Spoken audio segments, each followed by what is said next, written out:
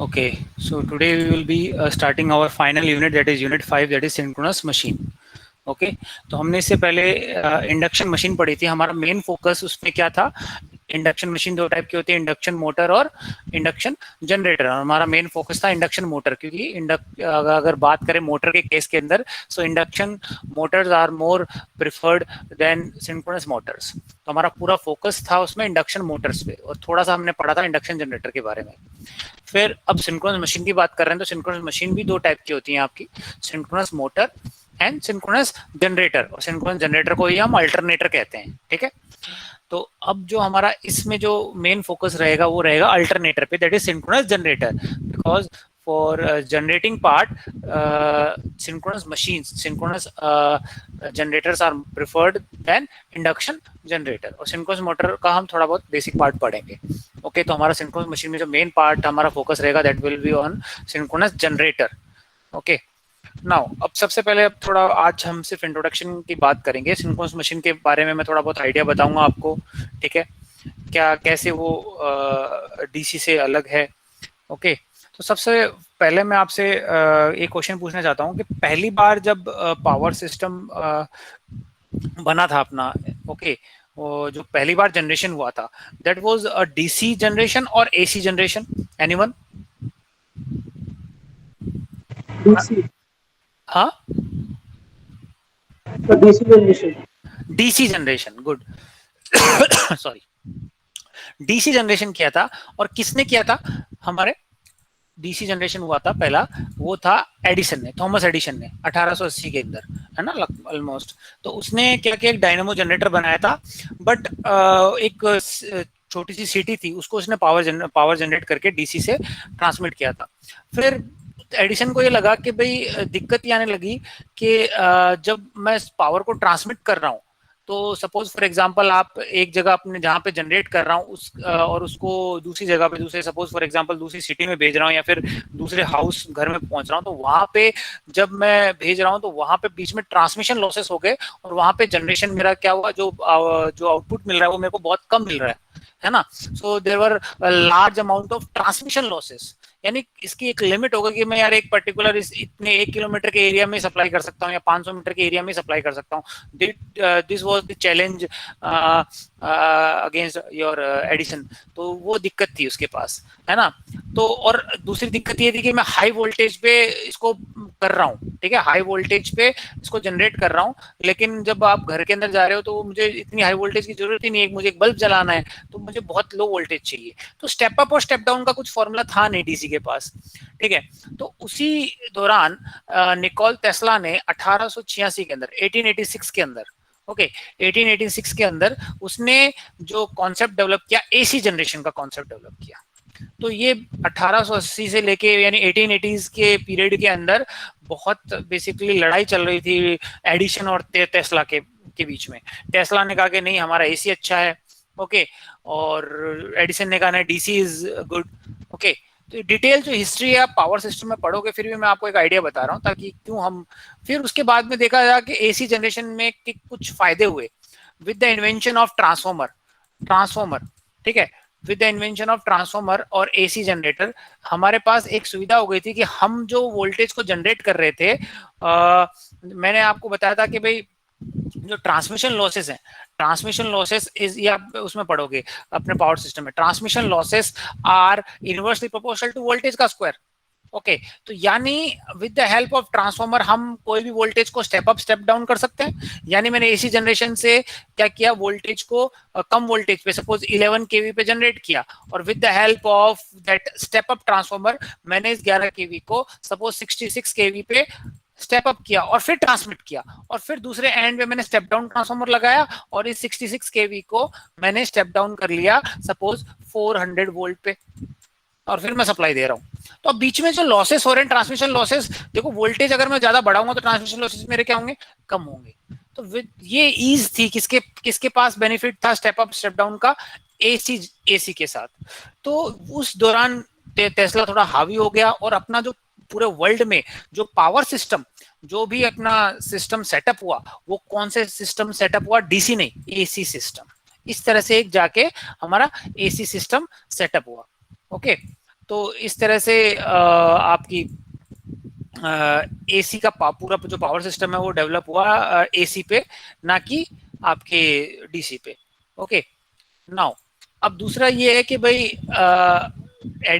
दिक्कत एसी और डीसी के अंदर जनरेशन में डिफरेंस क्या है ना, what is difference between AC and DC generation. ठीक है, तो मुझे बताओ डीसी में क्या होता है। आपके डीसी में अगर आपने पढ़ा होगा तो एक तो परमानेंट मैग्नेट होती थी, ठीक है, एंड टू एस अगर आपका उसका वर्किंग प्रिंसिपल जानते हो, ये अपनी फील्ड्स थी, ठीक है, और फील्ड्स की लाइंस ऐसे मूव कर रही थी, और इसके बीच में क्या रखा हुआ था अपना armature winding. Okay, armature winding, और हम क्या कर रहे थे, इस आर्मेचर को रोटेट करवा रहे थे बाय मैकेनिकल इनपुट, और रोटेट करने से क्या हो रहा था, due to EMF Faraday's law, and EMF will be induced in this conductor, armature conductor, और बेसिकली क्या हो रहा था, हमारा जो करंट फ्लो कर रहा था वो कौन सा करंट फ्लो हुआ, एसी। बट यहाँ पे क्या लगा हुआ था, हमने आर्मेचर सॉरी कम्यूटेटर लगा के रखा था, तो with the help of commutator AC was converted into DC. ये बेसिक प्रिंसिपल था किसका, आपके डीसी जनरेशन का। तो अब मुझे बताइए आर्मेचर वाइंडिंग, आर्मेचर वाइंडिंग हम किसे कहते हैं, आर्मेचर वाइंडिंग जो मेनली हमारा मेन करंट कैरी करता है, ठीक है, और फील्ड वाइंडिंग जो आपकी सप्लाई जो एक्साइटेशन है फ्लक्स जनरेट करता है, ठीक है। तो अब मुझे बताइए दो केस हैं डीसी और एसी के अंदर, ये N2S है ना। अब देखिए ओके, तो मुझे बताओ एक ईएमएफ इंड्यूस करने के लिए दो चीज चाहिए मुझे, क्या, या तो फील्ड वेरिएबल हो, है ना, फील्ड वेरिएबल हो, या फिर अगर फील्ड वेरिएबल ना हो के फील्ड कांस्टेंट है, तो दूसरा मेरा जो कंडक्टर है वो रोटेटिंग हो, तो दोनों के बीच में रिलेटिव मोशन जरूरी है। तो दो केस हैं, फील्ड अगर कांस्टेंट है तो मेरा रोटेटिंग आर्मेचर होना चाहिए, है ना, और अगर मेरा आर्मेचर कांस्टेंट है तो जो मेरी फील्ड है वो क्या होनी चाहिए, रोटेटिंग होनी चाहिए। तो मुझे बताइए कौन सा केस होता है डीसी मशीन के अंदर, डीसी जनरेशन के अंदर कौन सा केस होता है, बताओ। आर्मेचर ए, सपोज आर्मेचर है और फील्ड ये है, डीसी की बात कर रहा हूं मैं, है ना, डीसी जनरेशन के अंदर मुझे बताओ कौन सा रोटेटिंग है, फील्ड रोटेटिंग है या आर्मेचर रोटेटिंग है, एनीवन। आर्मेचर रोटेटिंग है, वेरी गुड। और फील्ड क्या मेरी कांस्टेंट है, ठीक है। मैं उल्टा कर सकता हूं क्या, आर्मेचर को कांस्टेंट रखूं और फील्ड को रोटेट करूं, कर सकता हूं क्या, डीसी जनरेशन की बात कर रहा हूं मैं। सी दिस डायग्राम, ये वाला डायग्राम, ओके, ये वाला डायग्राम देखिए, ये वाला है ना, ये था, ठीक है। अगर मैं उल्टा कर दूं, फील्ड वाइंडिंग को यहां पे डाल दूं आर्मेचर पे, और तो क्या कर सकता हूं क्या, बताइए।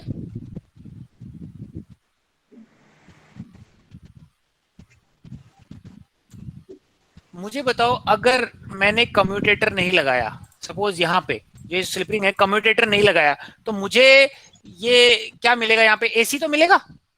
अगर आप भूल गए, मुझे डीसी जनरेटर के अंदर जब इसके अंदर करंट फ्लो कर रहा था, अगर मैं यहाँ पे दो मैग्नेट्स लगाऊं N2S, है ना, ढंग से देखना एक बार, ये मेरा आर्मेचर है, ठीक है, और अगर आपने यहाँ पे ऑब्जर्व किया है, यहाँ पे मैं कम्यूटेटर लगाता था with the help of slip rings and brushes, तो यहाँ पे क्या हो रहा था, ये ए बी सी डी आपके चार थे। अगर आपको डीसी मशीन की वर्किंग अगर आपने डीसी जनरेटर का देखा हुआ, तो इस ए बी कंडक्टर के अंदर एक बार करंट इधर फ्लो कर रहा था, जब ये कंडक्टर इधर आ जाता था तब करंट इसके अंदर उल्टा फ्लो करता था, तो इसके अंदर हमारा जो करंट फ्लो कर रहा था दैट वाज साइनसोइडल, यानी डीसी जनरेटर के अंदर डेवलप जो वोल्टेज होती है दैट इज साइनसोइडल। बट यहाँ पे with the help of commutator, moving commutator, हम उसको किस में चेंज करते थे, एसी को डीसी में। ये आप याद होगा आपको। अब मेरा क्वेश्चन ये है, अगर मैं फील्ड वाइंडिंग, ढंग से सुनना, फील्ड वाइंडिंग को रोटेटिंग बना दूं, यहाँ पे लगा दूं, है ना, आर्मेचर कंडक्टर, यानी अब अगर मैं इसका कंस्ट्रक्शन की बात करूं तो कुछ ऐसा होगा, ओके, ये मेरा आर्मेचर और ये बीच में मेरा सपोज फील्ड वाइंडिंग है, this is my field winding और ये आर्मेचर। मैं कर सकता हूं क्या ऐसा डीसी जनरेटर के अंदर, बताओ, एनीवन, बताइए। क्वेश्चन तो समझ में आ गया ना मैं क्या पूछ रहा हूं। क्वेश्चन तो क्लियर है, क्वेश्चन आपको क्लियर है? ये N2S। अब मुझे बताइए आपको डीसी जनरेशन में क्या आउटपुट चाहिए, डीसी या एसी? डीसी। डीसी चाहिए, ठीक है। बट आपने सोचा कि भाई मैं आर्मेचर, आउटपुट कहां से लोगे, आर्मेचर से ले रहे हो या फील्ड से ले रहे हो, बताओ आउटपुट कहां से ले रहे हो? फील्ड से। फील्ड से क्यों ले रहे हो? फील्ड तो आर्मेचर एक्साइटेशन यार, फील्ड तो एक्साइटेशन है, भूल गए क्या? N2S ये रहा आपका। और आउटपुट हम बेसिकली डीसी जनरेटर करता क्या है, मैकेनिकल एनर्जी को इलेक्ट्रिकल एनर्जी में कन्वर्ट करता है, तो मुझे इलेक्ट्रिकल एनर्जी चाहिए। हमने तो क्या रोटेट करवा रहे, rotation is my mechanical energy. तो अब मुझे बताओ, अगर मैं यहाँ पे इस आर्मेचर से तो आउटपुट ले रहा हूँ बाहर, है ना, ये यहाँ पे एक रेजिस्टेंस ऐड कर दिया, ये रहा रेजिस्टेंस, उसके अंदर करंट जा रहा है, ये तो मेरा आउटपुट है। ओके, बट अब मेरा और बट यहाँ पे जो आई करंट है वो क्या है, डीसी है। ओके, बट क्योंकि बीच में क्या लगा हुआ है, कम्यूटेटर, कम्यूटेशन प्रोसेस आप पूरा डिटेल में पढ़ चुके हो डीसी मशीन के अंदर। ओके, अब मेरा क्वेश्चन ये है कि अगर मैंने आर्मेचर को यहां लगा दिया, ओके, और फील्ड को मैंने रोटेटिंग कर दिया, तो मैं आर्मेचर से, मुझे बताओ करंट जो मिलेगा, मुझे बताओ आर्मेचर से जो करंट मिलेगा वो क्या मिलेगा, बताइए, एसी या डीसी? डीसी। एसी मिलेगा ना मेरे भाई। अगर मैंने फील्ड वाइंडिंग को, चलो यार फिर कंफ्यूज हो रहे हो, आपके बेसिक्स बहुत हिले हुए हैं यार, डीसी मशीन में आपने क्या किया मेरे को समझ में नहीं आ रहा। स्टेप बाय स्टेप में चलना पड़ेगा, रुको। प्रिंसिपल मैंने आपको बताया है अभी। यस सर, एसी वो। ये बताइए, ये रहा, ठीक है, ये आर्मेचर है, आई करंट है। अब मुझे बताओ, ये कम्यूटेटर और ब्रशेस का टिक मार्क है, और यहाँ पे मैंने एक रेजिस्टेंस लगा रखा है। अब मुझे बताओ ये कौन सा है, रोटेटिंग आर्मेचर है, ठीक है। अब ये कंडक्टर, ये मेरा आर्मेचर कंडक्टर है, this one.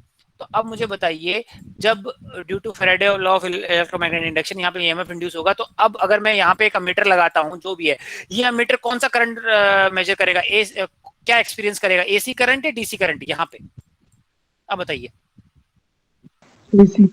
AC, very good. और अगर ये अमीटर अगर यहाँ लगा दिया तो क्या क्या एक्सपीरियंस करंट करेगा, बताइए? डीसी। डीसी, यानी कम्यूटेटर क्या है, मूविंग है ना, खुद मूव कर रहा है और एसी को डीसी में कन्वर्ट कर रहा है, वेरी गुड। ये रेक्टिफिकेशन का काम कर रहा है, ओके, एसी टू डीसी। अब मैं क्वेश्चन, ये रोटेट कर रहा था, अब मैंने क्या किया, दूसरा केस लिया कि भाई आर्मेचर को तो मैंने क्या कर दिया, स्टेशनरी कर दिया, यहाँ पे आर्मेचर लगा दिया, ओके ओके, बाहर कनेक्ट कर रखा है, ठीक है, और फील्ड मेरी मूविंग है। तो अब मुझे बताओ, आर्मेचर के अंदर ही तो ईएमएफ इंड्यूस होगा, कंडक्टर है मेरे, तो अब यहाँ पे आर्मेचर स्टेशनरी है, तो यहाँ पे जो करंट आएगा वो क्या आएगा, एसी या डीसी, बताइए?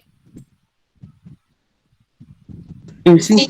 एसी आएगा, वेरी गुड, एसी आएगा, यहाँ पे भी तो एसी आ रहा था। बट मुझे अब स्टेशनरी है, तो मुझे एक क्या चाहिए, यहाँ पे कुछ ना कुछ रेक्टिफायर चाहिए। बट कम्यूटेटर तो लगा नहीं सकते, क्योंकि कम्यूटेशन तो किसकी वजह से होता था, रोटेशन की वजह से, समझ में आया, इसके साथ रोटेट कर रहा था ब्रश स्लिप। तो हमें तो एसी मिल रहा है, मुझे लेकिन डीसी चाहिए। तो मुझे बताओ, आप रोटेटिंग फील्ड वाला केस कंसिडर कर सकते हो क्या डीसी जनरेशन में? नहीं कर सकते। क्यों नहीं कर सकते? क्योंकि कम्यूटेशन नहीं पॉसिबल है उस वाले केस के अंदर, समझ में आया? Okay good. तो ये तो हुआ डीसी वाला। अब दूसरे की बात करते हैं, हम अल्टरनेटर की बात करते हैं। अल्टरनेटर के अंदर दो वही केस होता है, ठीक है। अल्टरनेटर की जो वर्किंग है, अगर आपको याद है, मैं थोड़ा सा आपको अल्टरनेटर की वर्किंग बता देता हूँ। सी दिस वन, मैं लैब में बता चुका हूँ, फिर भी देखो, अल्टरनेटर भी सेम इंडक्शन जनरेटर की तरह है, सॉरी इंडक्शन मशीन की तरह है, ठीक है। ये मेरा कौन सा पार्ट है, स्टेटर, है ना, और ये मेरा क्या है, रोटर है। और रोटर पे मैंने क्या लगा रखा है, इसको इलेक्ट्रोमैग्नेट बना रखा है with the help of A DC supply, okay. और स्टेटर के अंदर जो मेरे कंडक्टर्स हैं, स्टेटर के अंदर कौन सा कंडक्टर है, आर्मेचर, और मुझे mechanical to electrical energy change करनी है। यानी मुझे रोटेट किसको कराऊंगा, रोटर को रोटेट कराऊंगा, that is my electrical input. अब मुझे बताओ, आपने एक डीसी वोल्टेज दे रखी है इसको, तो ये क्या कर बनाएगा, एक परमानेंट मैग्नेट बना देगा, electromagnet. See this N2S, N2S दिख रहा है आपको, है ना। अब ये N2S अभी स्टेशनरी है, इसको मैंने रोटेट करवाया, तो मुझे बताओ क्या मिलेगी, मुझे एक रोटेट करवाया, ये N2S फिक्स मेरी कांस्टेंट फील्ड थी, ठीक है। अगर आप रोटेट करवा रहे हो तो मुझे क्या मिल गया, आरएमएफ, सही कह रहा हूँ, रोटेटिंग मैग्नेटिक फील्ड, यहाँ पे आप मैकेनिकली रोटेट करवा रहे थे, है ना। इंडक्शन मोटर के अंदर हमें अपने आप जब इलेक्ट्रिसिटी दे रहे थे तब मिल रही थी, ठीक है। अब ये आरएमएफ मिल रही है, रोटेटिंग फील्ड है, यहाँ पे मेरी कैसी फील्ड है, रोटेटिंग फील्ड है, ये रोटेट करा रही है, ये आरएमएफ किसको लिंक करेगी, स्टेटर के कंडक्टर्स के साथ, 3 फेज वाइंडिंग ऐसी, तो इसके अंदर क्या होगा, ड्यू टू फैराडे लॉ एक ईएमएफ इंड्यूस होगा, करंट फ्लो करने लग जाएगा और यहां से हम सप्लाई ले लेंगे 3 phase. This was the basic working. अब मुझे बताओ यहां पे रोटेटिंग क्या है, आर्मेचर या फील्ड, बताइए। हाँ, फील्ड, सही कह रहा हूं। और मुझे सप्लाई आउटपुट क्या मिल रहा है, एसी। ओके, अगर मैं उल्टा कर दूं, उल्टा इन सेंस, फील्ड वाइंडिंग थी, उसको मैंने क्या कर दिया, स्टेशनरी कर दिया, है ना। सपोज ये जो रोटर है, ये वाली फील्ड है मेरी, स्टेशनरी है। रोटेट किसको करवा रहा हूं मैं, आर्मेचर वाइंडिंग को। ओके, आर्मेचर वाइंडिंग को। मुझे बताइए फील्ड मेरी क्या, अब फिक्स डीसी वोल्टेज है, फील्ड क्या रहेगी, कांस्टेंट फ्लक्स। रोटेट कौन कर रहा है, आर्मेचर, इस डायरेक्शन में। अब मुझे बताओ अगर आर्मेचर रोटेट कर रहा है तो उसको क्या लगेगा, फील्ड कांस्टेंट है या रोटेटिंग है, बताइए। रोटेटिंग। रोटेटिंग लगेगी, एक ही बात है, दोनों के बीच में रिलेटिव मोशन होगा। तो मुझे बताओ, तो आर्मेचर के अंदर करंट फ्लो हो जाएगा क्या, करंट इंड्यूस हो जाएगा क्या, बताइए। करंट इंड्यूस होगा आर्मेचर के अंदर, यस सर। होगा, ठीक है ना, होगा, क्योंकि रिलेटिव मोशन है। और वही कौन सा करंट फ्लो होगा, एसी करंट होगा, और मुझे एसी तो चाहिए। तो मुझे बताओ डीसी जनरेटर के अंदर ये वाला केस पॉसिबल नहीं है, रोटेटिंग फील्ड वाला केस पॉसिबल नहीं है डीसी के अंदर, because of commutation. But AC alternator के अंदर, एसी जनरेशन के अंदर दोनों केस पॉसिबल हैं क्या, स्टेटर को भी रोटेट करवा सकता हूं, रोटर मेरा फिक्स है। दूसरा केस कौन सा है, स्टेटर तो स्टेशनरी है, स्टेटर को स्टेशनरी मत बोलो, आर्मेचर को, sorry, armature is my stationary और फील्ड रोटेटिंग है। तो दोनों केस में मुझे क्या मिल रहा है, करंट मिल रहा है, आउटपुट एसी करंट मिल रहा है, क्योंकि मुझको तो मुझे डीसी में कन्वर्ट करना नहीं है। Okay, so this is the case. Okay, समझ में आया। चलो, नाउ लेट्स इंट्रोडक्शन पार्ट। ठीक है, मैंने क्या कहा था, 1886 में Tesla developed N AC power system. अभी जो अपना मेजर जो जनरेशन हो रहा है, मैंने क्या कहा था आपको, जो जितनी भी अपनी एप्लीकेशन में जो मोटर्स आ रही हैं वर्ल्ड के अंदर, वो 90% मोटर्स जो है वो कौन सी, इंडक्शन मोटर है। ऐसे जनरेशन की अगर मैं बात करूं, जनरेशन जो मेजरली जनरेशन हो रहा है वर्ल्ड के अंदर 90%, वो किसके थ्रू हो रहा है, अल्टरनेटर, सिंक्रोनस जनरेटर की तरफ से। इंडक्शन जनरेटर नहीं, डीसी जनरेटर नहीं, कौन सा, एसी जनरेटर। ओके, तो जितने भी पावर प्लांट्स हैं हमारे, thermal power plant, nuclear power plant, gas power plant, hydel power plant, ठीक है, जहां पे टरबाइन को रोटेट करनी है, टरबाइन रोटेट कर रही है। हाइडल में वाटर टरबाइन होती है, और इन तीनों के बीच में क्या होती है, स्टीम टरबाइन होती है, जिनको टर्बो जनरेटर भी कहते हैं। ठीक है, इन सब में जो जनरेटर है, ठीक है, जिसको रोटर रोटेट कर रहा है, रोटर हमारा क्या, टरबाइन है, मान लो, जो रोटेट करवा रहा है वो कौन सी है, सिंक्रोनस जनरेटर। ओके, और ये फॉर्मूला पढ़ चुके हो, synchronous speed NS is equal to 120 F/P, और हमारा पूरा पावर सिस्टम कौन सी फ्रीक्वेंसी पे डेवलप हो चुका है, 50 हर्ट्ज पे। तो इसको देखो आप, 50 हर्ट्ज तो मेरी फिक्स है, और NS भी मैंने स्पीड फिक्स कर दी, सपोज फॉर एग्जांपल नहीं करी तो भी कोई दिक्कत नहीं। अगर मैंने कहा कि 2 पोल मशीन है, तो मेरी 2 पोल मशीन के लिए स्पीड कितनी होगी, 3000 RPM, 4 पोल के लिए 1500 RPM, 6 पोल के लिए 1000 RPM, 8 पोल के लिए 750 RPM, 10 पोल के लिए 600 RPM। ठीक है, तो जैसे जैसे हमने पोल्स, नंबर ऑफ पोल्स को इंक्रीज किया, मैं स्पीड को मैं डिक्रीज कर सकता हूँ। ये अकॉर्डिंग टू एप्लीकेशन हम देखेंगे कौन सी एप्लीकेशन के अंदर कौन सी स्पीड काम आती है। ठीक है, 1500 और 3000 RPM पे जो टरबाइन रोटेट करती है या जनरेटर जो वर्क करते हैं, उन्हें हम टर्बो जनरेटर कहते हैं। तो ये सारे टर्बो जनरेटर कहाँ पे रन कर रहे हैं इतनी स्पीड पे, तीनों में, थर्मल, न्यूक्लियर और गैस। जबकि हाइडल वाटर टरबाइन आपकी स्लो स्पीड घूमती है, लगभग 750,000 RPM, है ना, उनको नॉर्मल हम जनरेटर्स कहते हैं। Turbo generators are used in thermal, nuclear and gas, where steam is used to run the turbine और to run the rotor. Okay, now ये बेसिक्स हैं, थोड़ा मैंने बता दिया आपको। Edison installed a DC power system with a DC generator around 1880. In 1886 it has been modified by Tesla, who developed AC power system consisting of AC generator and transformer. With the invention of this पूरा हमारा power system AC में stabilise हो गया। But अभी क्या हो रहा है, अभी थोड़ा सा और इंट्रोडक्शन बता देता हूं मैं आपको। अभी हम वापस डीसी पे देख रहे हैं। अभी क्या थोड़ी और रिसर्च हुई क्या हुई कि ट्रांसमिशन, दो ट्रांसमिशन है, एक तो एसी ट्रांसमिशन और एक डीसी ट्रांसमिशन। फिर देखा कि भाई डीसी को ट्रांसमिट कर रहे हैं और एक एसी ट्रांसमिट, जो लॉसेस कम आ रहे हो किसमें आ रहे हैं, डीसी में। तो अभी क्या हम जो एक सब्जेक्ट पढ़ोगे आप फाइनल में, HVDC, high voltage DC transmission. Okay, तो अभी एडिशन खुश हो रहा होगा कि यार तुमको वापस आना पड़ा किस पे, डीसी पे आना पड़ा, है ना। दोनों का कॉम्बिनेशन जरूरी है, एसी और डीसी का। ये सारी हिस्ट्री की बातें हैं, ये सब आप पावर सिस्टम में पढ़ोगे। चलो ठीक है। नाउ फॉर, उस टाइम की बात है, for economic and efficient transmission power is generated in AC using AC generator. AC generator को हम अल्टरनेटर कहते हैं। AC generator is similar to a DC generator in principle, but it does not need a commutator. commutator नहीं है, क्योंकि मुझे AC generator AC generate हो रहा है और आउटपुट भी AC चाहिए। बट DC में जनरेट क्या हो रहा है, AC, बट उसको कन्वर्ट किसमें करना है, DC। तो with the help of commutator we are doing that. So as the frequency standard, that is 50 hertz, which depends on speed and number of poles of the generator, it has to be rotated at a constant speed depending on the number of poles. Constant speeds, भाई अगर मुझे बताओ 50 hertz fix है, इसमें frequency 50 hertz fix है, और एक बार machine बन गई उसके नंबर ऑफ पोल्स भी फिक्स हो गए, तो एनएस की स्पीड क्या हो जाएगी, फिक्स। उसे फिक्स स्पीड को ही हम क्या कहते हैं, synchronous speed. So this constant speed is known as synchronous speed and the AC generator is called as synchronous generator, इसलिए इसका नाम सिंक्रोनस जनरेटर पड़ गया है ना, fix. And also known as alternator, तो सिंक्रोनस जनरेटर को हम अल्टरनेटर भी कहते हैं। अगर कोई कहे कि what is difference between generator and alternator, इसका मतलब जनरेटर का मतलब डीसी जनरेशन है और अल्टरनेटर का मतलब एसी जनरेशन है। Okay, so it is basically designed in three phase के लिए में ज्यादा है। Now synchronous generator is the largest energy conversion device in the world, largest energy conversion, mechanical को इलेक्ट्रिकल में कन्वर्ट। ठीक है, तो मतलब आप अगर कभी ट्रेनिंग के जाओगे thermal power plant, nuclear power plant में, उसमें देखना आपको जनरेटर देखोगे ना, तो आपको आपका जो जितना बड़ा घर है, सपोज 100 गज का घर है, उतना बड़ा एक जनरेटर दिखेगा। Okay, now the electrical power is conventionally generated through them only through mechanical to electrical energy conversion. Now conventional power generators कौन कौन से हैं, thermal power plant, nuclear power plant, gas power plant, which operates on steam turbine.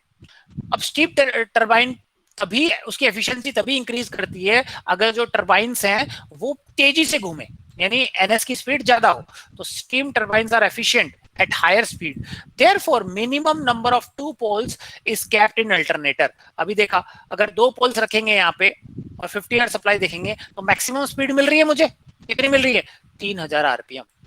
तो जो generators हैं, और ज्यादा चार पोल रखते हो, चार पोल रखोगे तो 1500 आरपीएम, तो ये दो स्पीड्स से रन करता है आपका अल्टरनेटर, किसके अंदर, स्टीम टरबाइन्स के अंदर। स्टीम टरबाइन कहाँ यूज हो रही है, थर्मल, न्यूक्लियर और गैस के अंदर। ठीक है, so with frequency 50 hertz the maximum speed will be 3000 RPM and the next level for 4 pole and 50 hertz is 1500 RPM. बस इतना है आपका।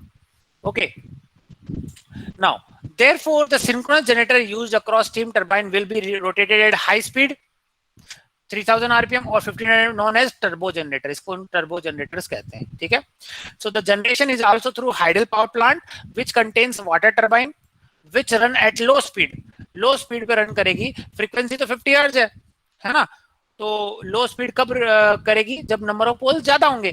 तो नंबर ऑफ पोल्स 6, 8, 10 ज्यादा होते हैं किसके अंदर, हाइड्रो टरबाइन्स के अंदर, और नंबर ऑफ पोल्स कम होते हैं किसके अंदर, turbo generator, that is steam turbines. Okay, for 50 hertz standard frequency the number of poles will be high and the generator are hydro generators. Okay, now comparison, अभी मैंने आपको बताया डीसी मशीन और synchronous machine, इसके अंदर देखो field कैसी होगी, स्टेशनरी, स्टेटर, और रोटेटिंग क्या होगा मेरा, armature, due to commutator purpose, commutator की पर्पस की वजह से मेरा आर्मेचर, मेरा कंपल्सरी होगा कि मुझे आर्मेचर को रोटेटिंग बनाना ही पड़ेगा। ओके, सिंक्रोनस मशीन के साथ ऐसा नहीं है, मैं दोनों केस बना सकता हूँ। फील्ड रोटेटिंग हो तो आर्मेचर क्या हो सकता है, स्टेशनरी। दूसरा केस क्या है, आर्मेचर रोटेटिंग और फील्ड स्टेशनरी, क्योंकि no commutator, there is no commutator. Okay, अब ये ढंग से सुनना, क्यों ऐसा कर सकते हैं। According to Faraday EMF induce is based on flux linkage, है ना। It can be done in two ways, rotating armature यानी कंडक्टर रोटेटिंग और फील्ड क्या हो, स्टेशनरी। रोटेटिंग आर्मेचर जो कि डीसी में होता है, एसी में भी हो सकता है, ठीक है। Rotating armature and stationary field, यानी फील्ड मेरी स्टेशनरी है और जो मेरा कंडक्टर है, suppose this is my conductor that is moving आगे पीछे, तो भी एनर्जी, तो भी ईएमएफ इंड्यूस हो जाएगी। दूसरा केस, इस कंडक्टर को तो मैंने स्टेशनरी रख दिया, ये फील्ड है, फील्ड को आगे पीछे मूविंग कर दिया, है ना। so, दूसरा केस कौन सा, स्टेशनरी आर्मेचर और रोटेटिंग फील्ड, तो दोनों के बीच में क्या रिलेटिव मोशन होगा, तो ये दोनों केस कर सकते हैं। बट डीसी के अंदर हम सिर्फ ये वाला केस यूज करते हैं और एसी के अंदर दोनों कर सकते हैं। सो ये देखो, due to presence of rotating commutator, DC generator are having rotating armature and stationary field. Okay, as there is no commutator in AC, it can either be rotating armature type or stationary armature type.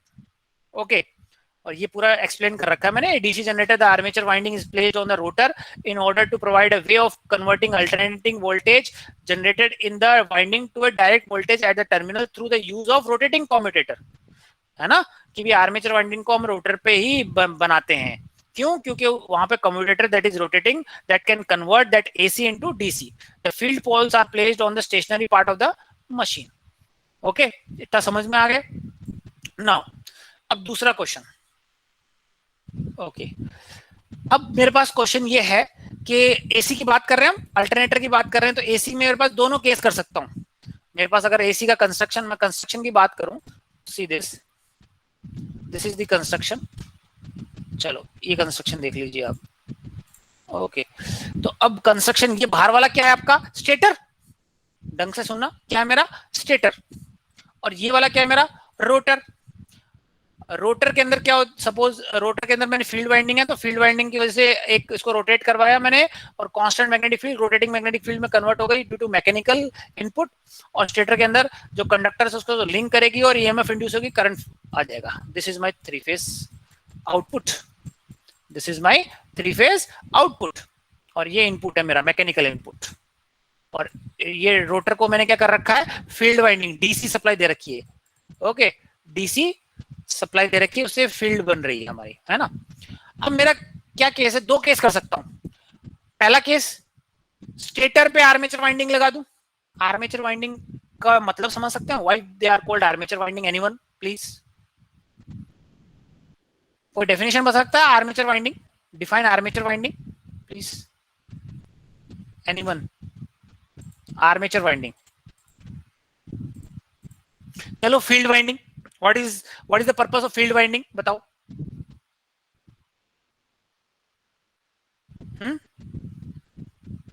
Field winding का purpose क्या है, ये बताइए।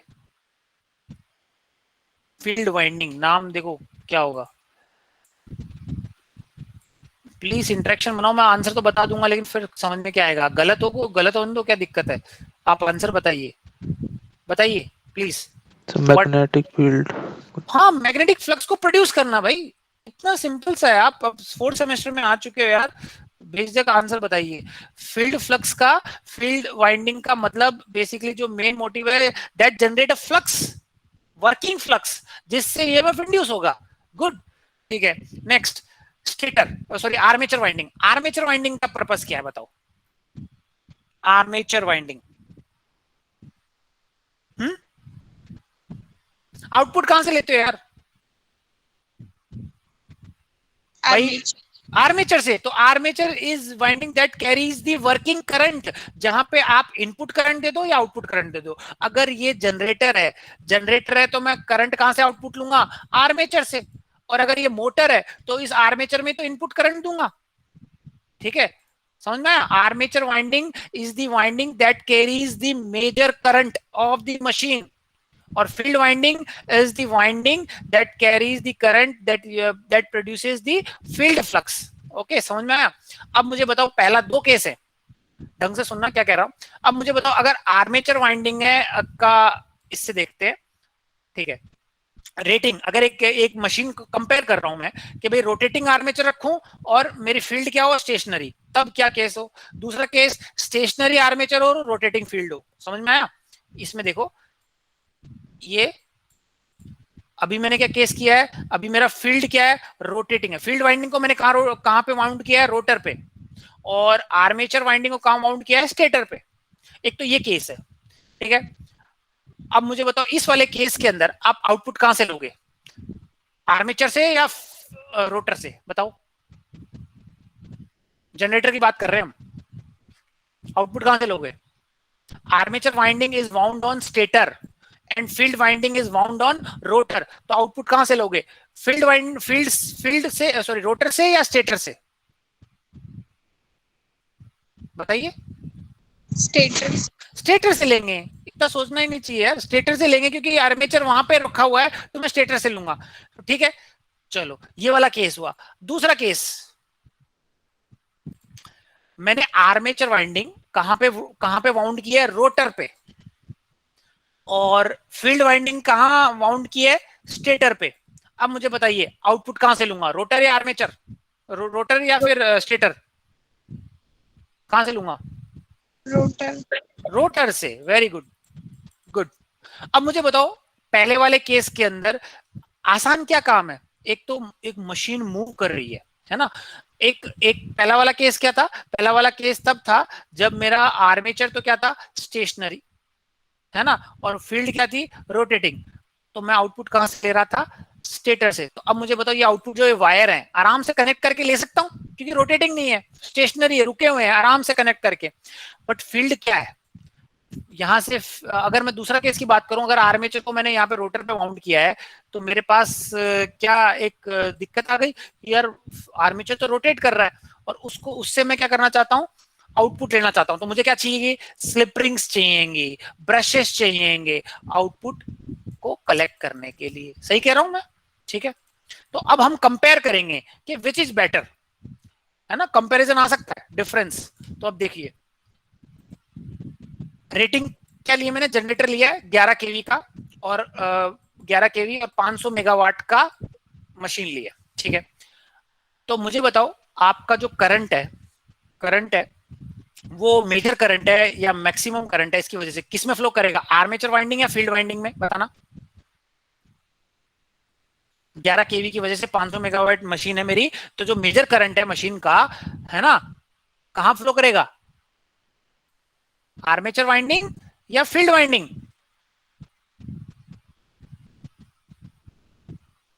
बताइए anyone. इसमें देखिए ना, यहां पे देख रहा हूं मैं भाई, 500 मेगावाट की मशीन है, मतलब 500 मेगावाट मिल रहा है मुझे, और 11 केवी मिल रहा है ना, 11 केवी मिल रहा है, आउटपुट है ये, ठीक है। तो ये आउटपुट कहां से ले रहा हूं, बताना मेरे को, आर्मेचर से। तो अब ये 11 केवी 500 मेगावाट का जो मेजर करंट है वो कहां फ्लो करेगा, आर्मेचर में। मैंने क्या कहा अभी, पहली डेफिनेशन बताया, armature winding is that winding that carries the major current of the machine, है ना। चलो ये हो गया इतना रेटिंग का, यानी अब मुझे बताओ 1000 आरपीएम करंट फ्लो करेगा आर्मेचर वाइंडिंग में। तो मुझे बताओ आर्मेचर वाइंडिंग का जो शेप है वो बहुत बड़ा होगा। और फील्ड वाइंडिंग की बात करते हैं, फील्ड वाइंडिंग मुझे चाहिए कांस्टेंट, वो उसकी वोल्टेज कितनी है, 400 वोल्ट डीसी वोल्टेज है, और मैक्सिमम करंट कितना है, 100 एम्पियर। ओके, अब आपको समझ में आ गया। मेरे पास दो चीजें हैं, आर्मेचर वाइंडिंग के अंदर तो करंट 1000 आरपीएम फ्लो कर रहा है ना, वोल्टेज 11 केवी है, और फील्ड वाइंडिंग में जो चाहिए मुझे जनरेशन को 400 वोल्ट है ना, 400 वोल्ट डीसी, और करंट 100 एम्पियर। तो मुझे बताओ साइज किसकी ज्यादा बड़ी होगी, बताना। आर्मेचर की, वेरी गुड, आर्मेचर की बड़ी होगी। दूसरा इंसुलेशन ज्यादा किसमें चाहिएगा मुझे, इंसुलेशन मतलब समझ में आ रहा है ना, दूसरे टर्मिनल्स को आपस में इंसुलेटिंग मटेरियल लगाते हैं ताकि दूसरे में आपके स्ट्रक्चर में करंट ज्यादा फ्लो ना करें। इंसुलेशन ज्यादा किसमें चाहिए, स्टेटर सॉरी आर्मेचर वाइंडिंग या फील्ड वाइंडिंग, आर्मेचर वाइंडिंग। चलो अब आप मुझे बताइए, ये केस है पहला वाला केस ज्यादा बेटर क्या है। अब अगर मैं आर्मेचर वाइंडिंग को ढंग से सुनना, armature winding is rotating, sorry, है ना, ये ब्लैंक पेज हो गया, okay let me take the, okay हाँ, आर्मेचर वाइंडिंग, ये आर्मेचर वाइंडिंग है, रोटेटिंग है ना, ढंग से सुनना। और आर्मेचर वाइंडिंग और फील्ड वाइंडिंग इज स्टेशनरी, ये पहला वाला केस। दूसरा, armature winding is stationary while field winding is rotating, है ना? इस डायग्राम को देख के करना आप। तो अब मुझे बताओ आर्मेचर वाइंडिंग रोटेटिंग है, ओके रोटेटिंग है, साइज क्या हो जाएगी इसकी, रोटर की साइज क्या हो जाएगी बताइए, छोटी या बड़ी? बड़ी। बड़ी हो जाएगी, हैवी हो जाएगा, है ना? ओके। और दूसरे वाले केस में अगर आर्मेचर वाइंडिंग में रोटर फील्ड वाइंडिंग का रोटर पे तो छोटा होगा। तो मुझे बताओ आप इनपुट क्या दे रहे हैं, what is your input, mechanical और इलेक्ट्रिकल फॉर जनरेटर? मैकेनिकल है, यानी आपको इस रोटर को घुमाना है, रोटर को घुमाना है। तो क्या आसान होगा आपके लिए, एक हैवी मशीन हैवी रोटर को घुमाना या फिर एक लाइट रोटर को घुमाना? लाइट को। और लाइट कब कब होगा, लाइट रोटर कौन से केस में होगा, जब मेरा रोटर पे क्या रखूं मैं, फील्ड वाइंडिंग। Very good. तो यहाँ पे एडवांटेज ये होगा कि मेरा हमेशा जो फील्ड वाइंडिंग है मैं रोटर पे रखूं, एक तो ये केस हुआ। दूसरा मुझे बताओ, एक तो मशीन घूम रही है, मशीन एक घूम रही है और इसके ऊपर मैंने आर्मेचर को वाउंड कर रखा है, तो इंसुलेटर लगा रखे हैं, है ना, इंसुलेशंस लगा रखा है बहुत सारा। अगर उसमें कुछ फॉल्ट वगैरह आ गई, कुछ भी आ गई, एक तो मूविंग चीज है तो उसमें उसको ठीक करना मुश्किल होगा, है ना? तो बहुत सारे ये एडवांटेज डिफरेंस दिखा रखे हैं। तो let's see what is the difference. ये डिफरेंस यहाँ पे ये कंपैरिजन कंपटीशन एग्जाम में भी काफी आता है कि भाई हम कौन सा केस चुने, है ना, रोटेटिंग आर्मेचर चुने या फिर स्टेशनरी आर्मेचर चुने। अभी तक तो आपको क्या लगा है, अभी तक अगर मैं देखूं तो अभी तक आपको क्या बेटर लग रहा है, रोटेटिंग आर्मेचर या stationary armature? Very good, stationary armature, very good. चलो ये दिख रहा है आपको, जनरेशन में लार्ज करंट, आर्मेचर में लार्ज करंट फ्लो होंगे, फील्ड वाइंडिंग में 400 वोल्ट। तो देखो पहला वाला a current of nearly 1000 ampere, ये वाला पहली वाली कौन सी है, रोटेटिंग आर्मेचर, ठीक है। A current of nearly 1000 ampere will be collected through slip rings and brushes which becomes impractical due to sparking.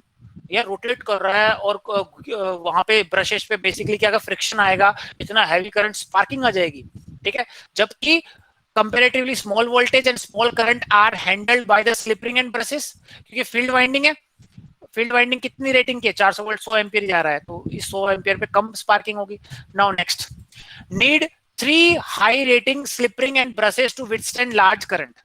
यहाँ पे क्या हो रहा है, अब हमें इसके अंदर जब रोटेटिंग आर्मेचर होगा तो मुझे यहाँ पे 3 वायर लेने पड़ेंगे और हाई रेटिंग के लेने पड़ेंगे, क्योंकि मुझे यहाँ पे कलेक्ट करना है आउटपुट, है ना। While only 2 slip rings and brushes are needed. जब मेरा रोटर होगा तब यहाँ पे तो मैं डीसी सप्लाई दूंगा, यानी डीसी इनपुट दे रहा हूँ, और जबकि उसकी वोल्टेज कितनी है, 400 वोल्ट, और तो इसमें 2 ही ब्रशेस चाहिए, 2 ही स्लिप रिंग चाहिए। नाउ थर्ड, कोई पॉइंट नहीं समझ में आया तो प्लीज पूछ लेना, है ना, कंस्ट्रक्शन वाइज में। Collecting large current from the rotating structure is complicated.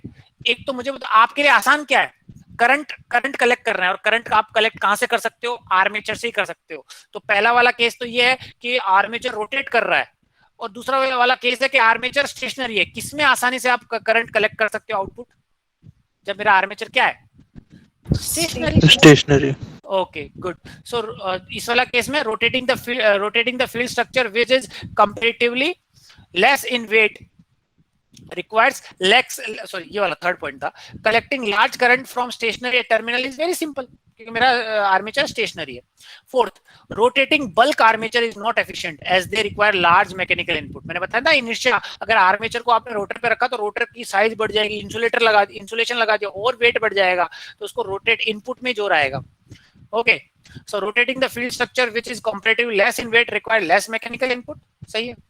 Fifth, can not be rotated at high speed, इतना हैवी है ना, इतना हैवी इतना वेट इसका ज्यादा हो जाएगा रोटर पे जो आर्मेचर वाइंडिंग है उसका, कि भाई इसको हाई स्पीड पे हम रोटेट नहीं कर सकते।